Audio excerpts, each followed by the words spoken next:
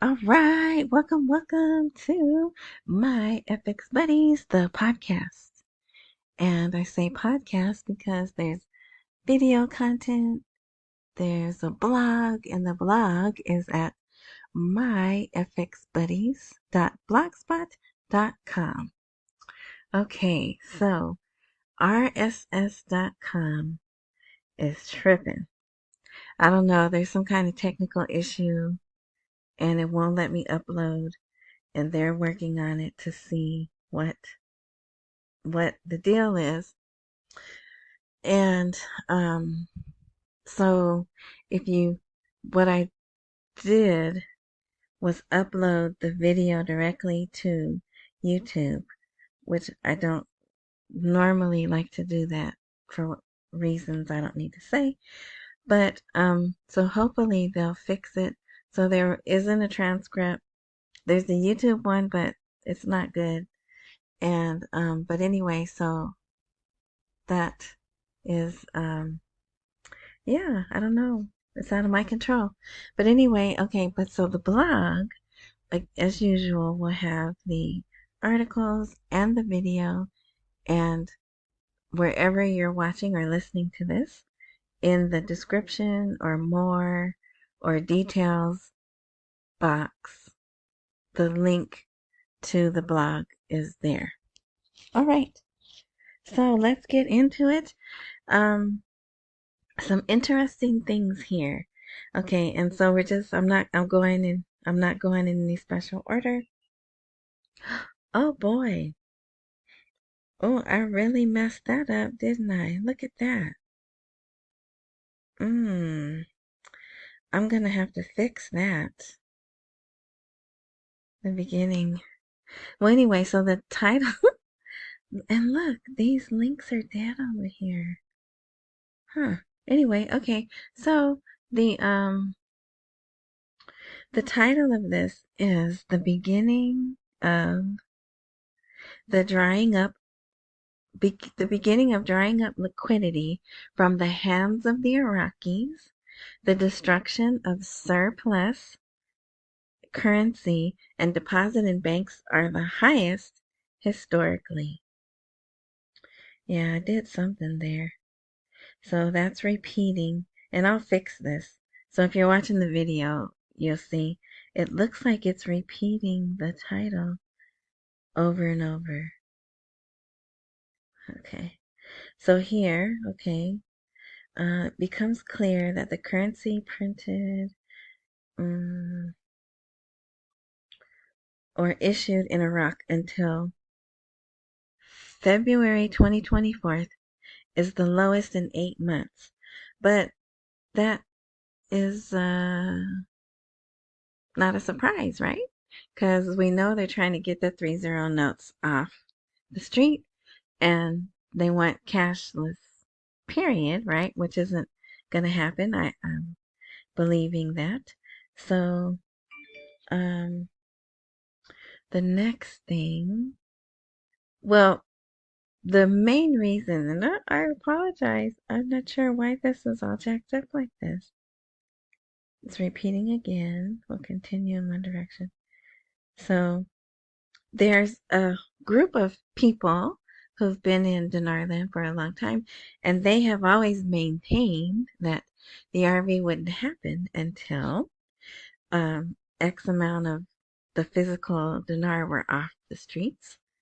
And so I don't know if this, okay, here's the title again. Okay, so yeah, this looks like it's good. The, yeah, so what it did was it bunched the article in the title. Okay, so let's see. So they're saying they need to now.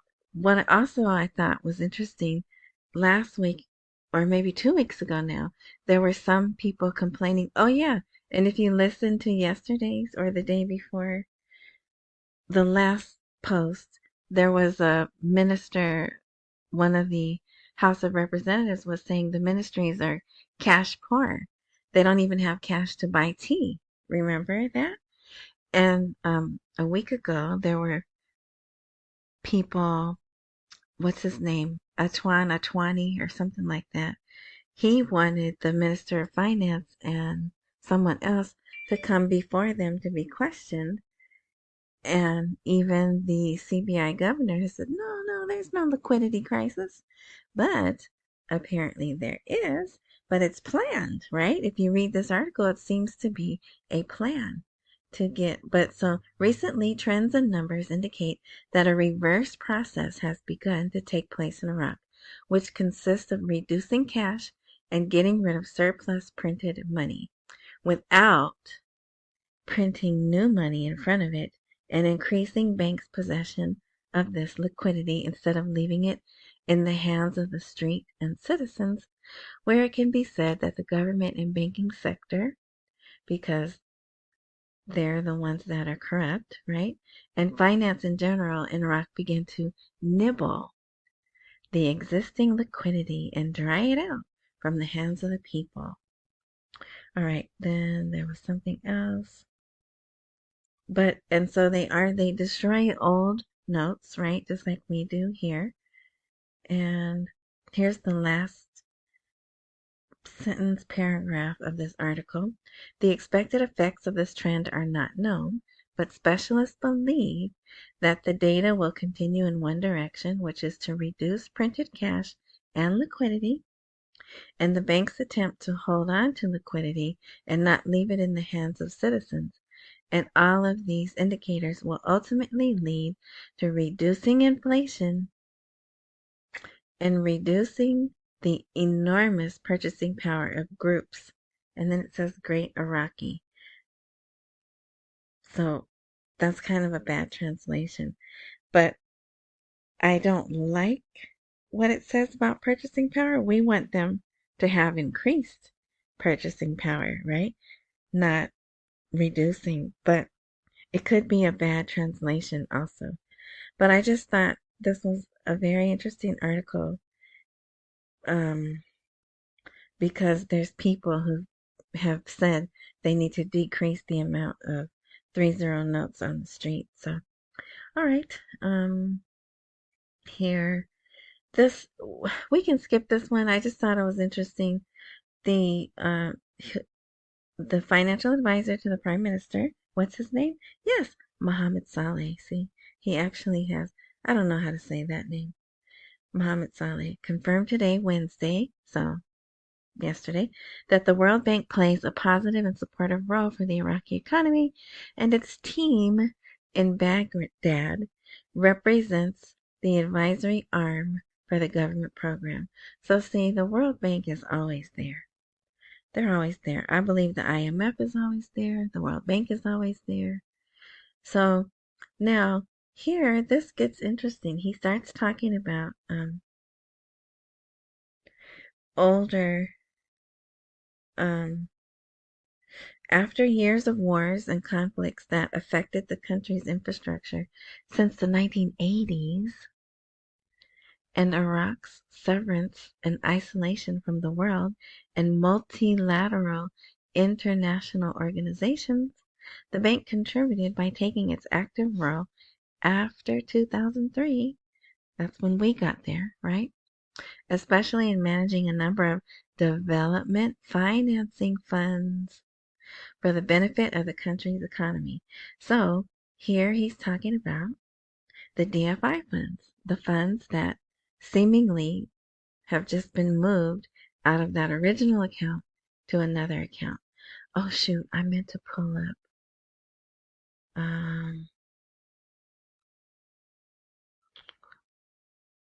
all right, here, if I can pull it up here. Bear with me. I meant to pull up.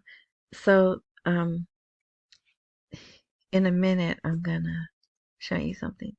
Executive Order 13303. I meant to do this, but I think this is good. This one here will be good. Yeah. All right.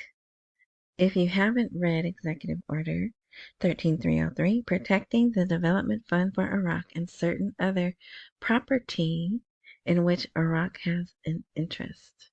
Okay, but we're not going to go through that because you could take 2 hours to go through that.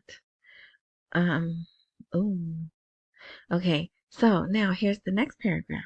He continued, this was done by managing the funds provided by donor countries to Iraq under the Madrid Donors Conference held in October 2003, or by contributing to supporting the private sector through the role assumed by this IFC, which is a subsidiary, as one of the arms of the World Bank Group, active with the private sector. So you can read more of this, but then they talk about the year 2014, and you should probably read this. It has some history. See here, the World Bank was founded in 1945. So, let's see. Okay, we're going to go back to this. Now,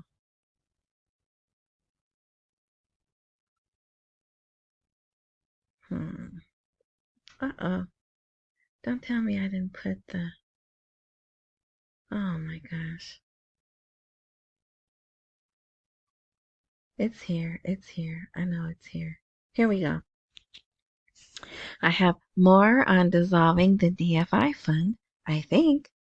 So here's Mohammed Saleh. His name's spelled a little bit different here, but it's the same guy.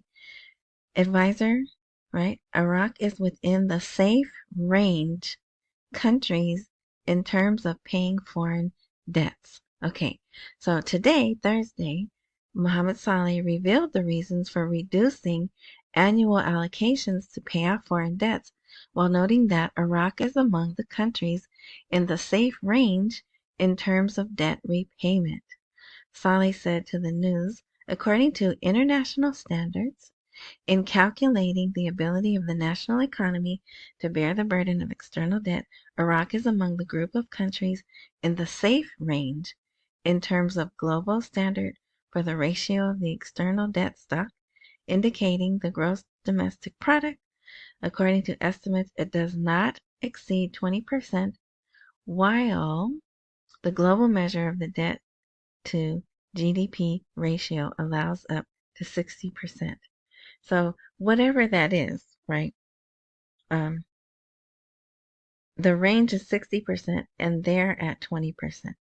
So he's saying that we've been paying our debts. We're good. So don't panic about our money being taken out of the development fund, right? That's what I think he's saying without it being said. So he added, this matter is reflected in Iraq's high credit worthiness, in repaying its debt to external creditors, and its commitment to repayment since the Paris Club Agreement in 2004 until the present. And then there's some more stuff here. But, and it talks about that Paris Club Agreement and how they dropped debt. They dropped more than $100 billion of Iraq's pre-1990 debt, right? So that was what we were protecting them from. Wink, wink. Okay? But I mean, at least it's not just words. They do actually have the facts to hold that up. So, the only thing, I think I've got it figured out. I do believe that's the understanding is, oh, okay, so now let's go back to the 13303. So this is one form. You can find, if you pull up, well, at least in the past, you could pull up Executive Order 13303 on the White House website, and it's the same words, but it's a little more, it's formatted different and more friendly on the eyes, right? That's the only way I can explain it. So you can see here the Development Fund for Iraq and all Iraqi petroleum and petroleum products and interest therein and proceeds, obligations, blah, blah, blah, blah, blah, right? Everything is spelled out here, but it's very holistic. See here, they even tell you the term person means an individual or entity. The term entity means a partnership, association, blah, blah, blah. And this is very interesting too, if you like stuff like this. Okay, but look at, someone brought this to my attention, this part right here, and I'll make it bigger.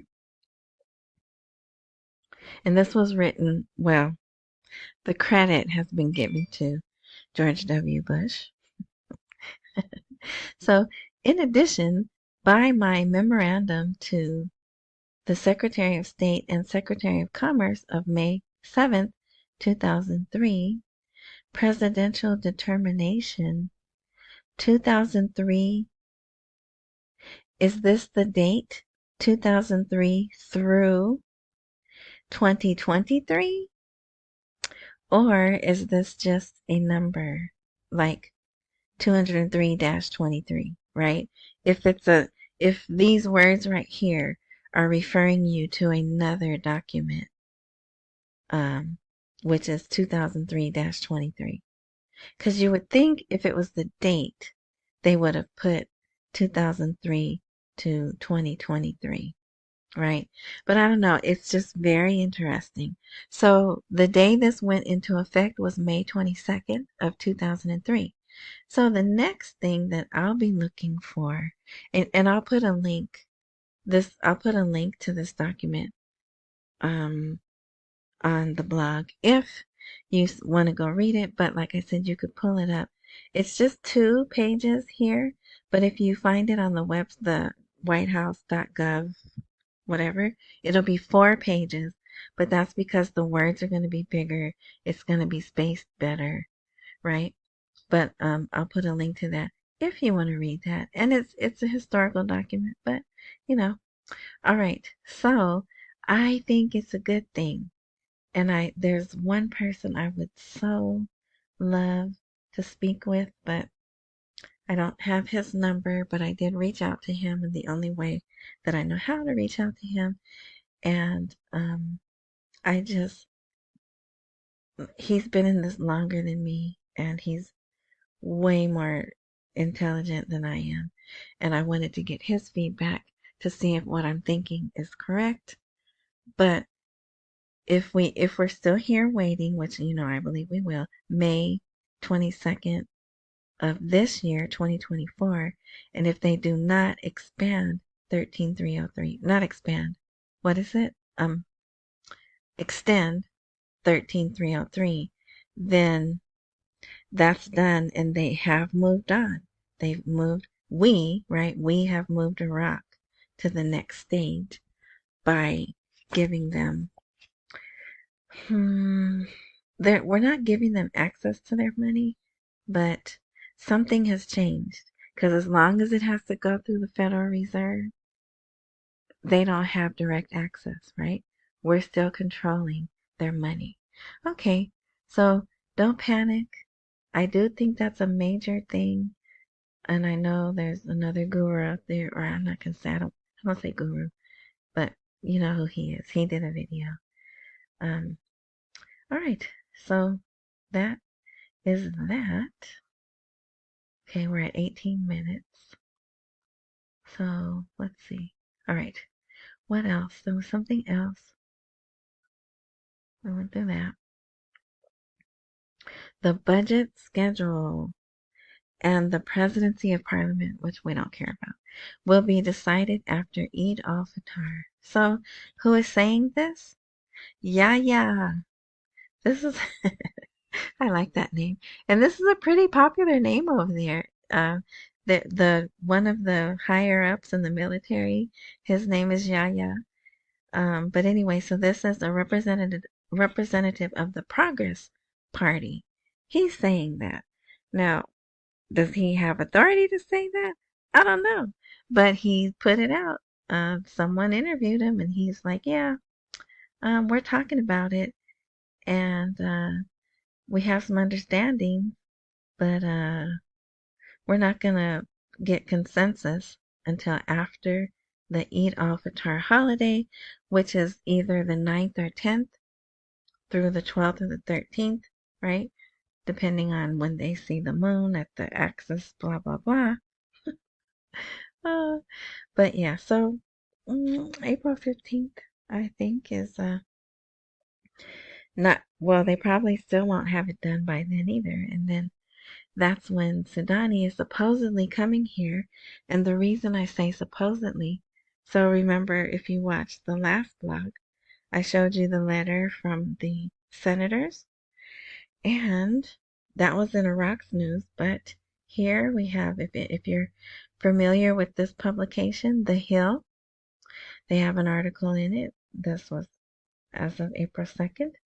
GOP lawmakers slam Biden for hosting Iraqi prime minister in Middle East conflict. And then here's another one. Town Hall, I never heard of this.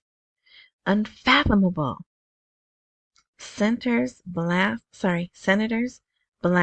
Biden administration, but it's short, for paydays to Iran's terror regime. So this came out today, but I'm not going to post those. I just want you to see the sentiment of some of the people, right? And the possibility that they could mess things up. But what I will do is I'll put the links to those two articles if you want to read them. I'll put them down at the bottom of the blog. All right. So we'll go back to the blog. We're at 21 minutes. So that's my phone, so you don't have to check yours. Okay. Here's more. This article has they've interviewed a few people. Here's a guy from the Al-Fatah Alliance, Ali Hussein. Here's an economic expert, Nasir Kanani. And this person is a member of some political alliance, Ali Zubaidi or Zubaidi. I don't know. And if you can hear the neighbors' kids are outside playing, having a good time. So I apologize, but I don't mind hearing kids scream. I love hearing kids when they're playing. It means they're happy children. All right. So all of these people have chimed in on this title. When will Iraq get rid of the restrictions of Uncle Sam? And Uncle Sam is in quotation marks. Washington shackles Iraq to the Federation, but that should be Federal Reserve. And a BRICS bomb is coming. So they're talking about, you still got our money. You ended the coverage. Here's editing step is one of the is one of the headlines or headings. So there they're talking about, you still have sanctions on our banks. You need to lift those.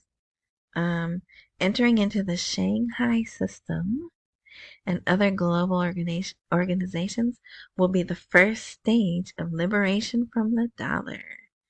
So what are those other global organizations? So then they go on to talk about economic blockade. This another one saying we need to get out from under the sanctions and the American hegemony. And then at the bottom they talk about Washington's hegemony will not last long in light of the global estimates of economists because BRICS is coming out and BRICS is taking over everything. That's basically what they're saying. The number of members of the BRICS system has reached approximately 30 countries, and this constitutes a threat to the US dollar in itself, pointing out that its new currency will be circulated. Yeah, we'll see, right?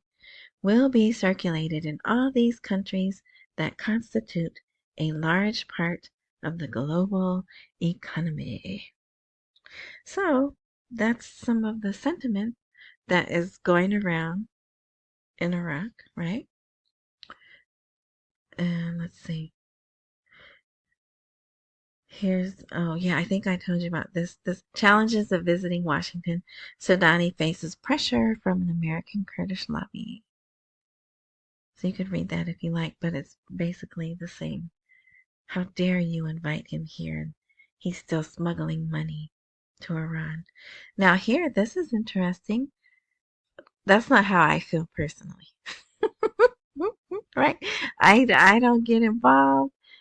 They broke my heart too many times. I'm like, just reading. It's all data. It's just data, right? Okay. Anyway, finance announces the launch of a new issue of government bonds for public subscription. So bonds are what? A way for whoever's issuing them to make money. So are they issuing these bonds because they can't release the money from the budget? I don't know. And these bonds are going to be denominated in Iraqi dinar. So if you want to read the terms, you can. You can't get them anyway, right? But uh, and they can do it online. That's another difference. They don't have to go into the bank or the government, whatever. They can apply to get these bonds online. That's different also. So if you want, it's a safe investment. Government bonds are considered one of the safest investments as investors enjoy the government's guarantee. Oh shoot, there was another good article and I know I didn't put it here. I know I didn't. But anyway, okay, so here there's people who still like to read about Maliki. Yes, he is still in a government position. Maliki stresses to the U.S. ambassador the need to set a timetable for ending the coalition's missions in Iraq. So there's Alina Romanowski and there's Maliki. And if you want to read this article, you can. It's here. It's interesting. Gulf countries are exploring investment opportunities in Iraq. So this is about there's two luxury hotels that had been on pause, and then maybe 2 months ago, if even that long, um, they signed new contracts to finish them. Finish them. Did you ever used to play Mortal Kombat? Remember that? Anyway, the Iraqi government seeks to attract more investments from the region for an economy damaged by decades of war and unrest. So yeah, and then also they want they want the world to invest, but this article right here is a plea to the Gulf companies to get involved. So you can read that if you like. Here's another someone talking about the Washington trip. Here's my one commercial. It's up to $100. It went back. It was $75. Now it's $100. You can go here, click this link, and you're not starting a business and you're not selling anything. Okay, the Securities Commission calls on the central bank to launch lending initiatives. So this is the guy, he's being investigated. He's the chairman of the Securities Commission. But I guess whatever they were doing is over because he's back on TV being interviewed and they're using his name instead of the deputy person. All right, so why do I have this here? He wants them to develop lending initiatives by the central bank and activating the national exchange for banks that are prohibited from using the dollar. All right, so he's trying, and that's a roundabout way of saying let's end this parallel market price difference, right? And if there's more places to get the dollar, then there'll be less demand and that parallel price difference will shrink. Okay, what is this? We can skip that. You can read it if you want. Let's see. Here, trillion figures hit the Iraqi state treasury and expenditures are at the top of the expenditures. But I wanted you to see this. See how they stack and wrap the dinars. So people go in and they get cash and they'll break these stacks and even look back there. Racks on racks on racks. If you don't listen to rap music, you don't know that song. But oh, wouldn't you love to have that? And I know some of you do have. I know some of you have this amount right here. Right here. But and God bless you. But yeah, so they go in and they get stacks of money, right? And so that's why they're always telling them that's not safe. Don't do that. Just use your card, right? So what is this? Oh yeah. So the Future Iraq Center, and this is a newer group. Either it's a newer group or they just recently started talking about it. Okay. Which specializes in economic affairs, revealed on Thursday that state expenditures from the budget increased significantly during the month of January 2024 compared to last year, while indicating a slight decline in oil revenues. Okay, forget that because oil is currently over $91, and two banks now have said they could see oil being, I was about to say $3,000, oil, $100 by summer. So that's just $9 more, right? To get there. Gold is what someone was saying will be 3,000 by summer. But anyway, so I like this article because they're counting, right? So they're keeping track of expenditures so they can wash when they make the change to the new rate. They'll have these expenditures. And yes, it only makes sense that this January there's more than last January because they've kind of set in motion the new projects, the new jobs. So to me, they're just pointing out the obvious, right? But why are they not spending money from the budgets? It's got to be they're waiting for the rate change, right? Alrighty. So we went over that. So we should be done. Oh, let me see. I think. Oh, here's another article about Maliki. Maliki's coalition is concerned about Sudani's visit to Washington.